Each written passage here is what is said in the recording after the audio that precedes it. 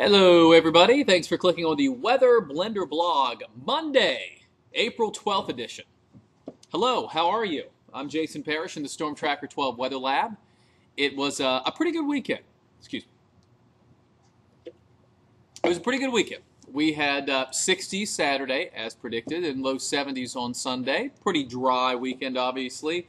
So dry, don't forget about that burn ban now in effect for the entire state until further notice. No outdoor burning allowed.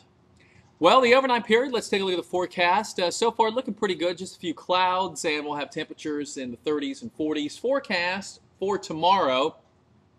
Well, there's going to be a warm front dropping in on Tuesday, and that could give us a chance of a pop-up shower or thunderstorm.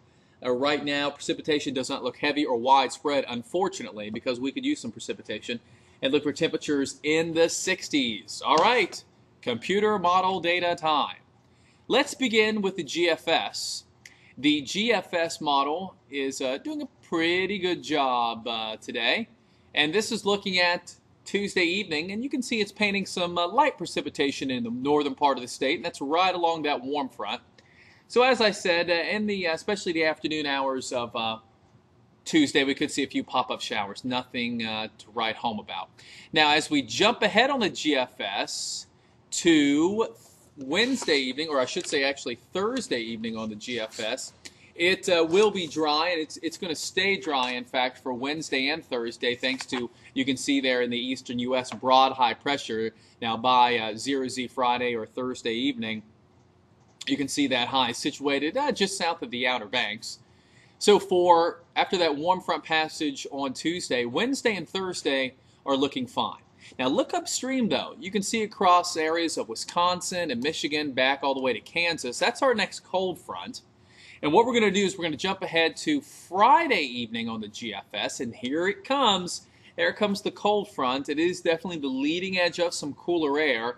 That cold, dense air will help push up the lighter, warmer, moist air, and the result will be some showers beginning to break out sometime Friday evening and into early Saturday. Not expecting an all-day rain event from this system.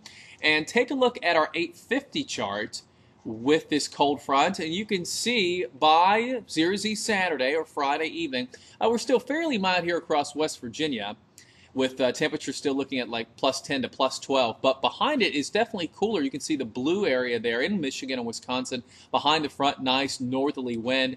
And that push of cool air will be in here for the weekend. And that will give us some cooler temperatures for Saturday and Sunday. Speaking of Saturday, here's a look at it on the GFS. This is Saturday morning. And there could be a few showers lingering early as that front pushes through. But I think really most of the day will be dry and cooler, a little breezy, as that big area of high pressure that you can see by Saturday morning is situated near Duluth. That will push in and really give us a pretty dry but overall cool weekend. So let's take a look at the 7-day forecast, and it does include that chance of a shower tomorrow. And looking ahead to Wednesday and Thursday, pretty good weather, 70 Wednesday, 77 Thursday. Then, as we were talking about, that front comes in for Friday afternoon and evening with a shower, 74. Could have a shower early Saturday, breezy and cooler. And you can see we cool into the 60s for Saturday, Sunday, and into Monday. Back, though, to tomorrow, pop-up shower really doesn't look like a big deal with better weather coming up on Wednesday. Have a great Tuesday. Thanks for clicking on the Weather Blender blog. I hope you got a little taste of some weather data that we like to present to you every day or two. And don't forget, you can click on WBOY.com anytime for the latest weather information.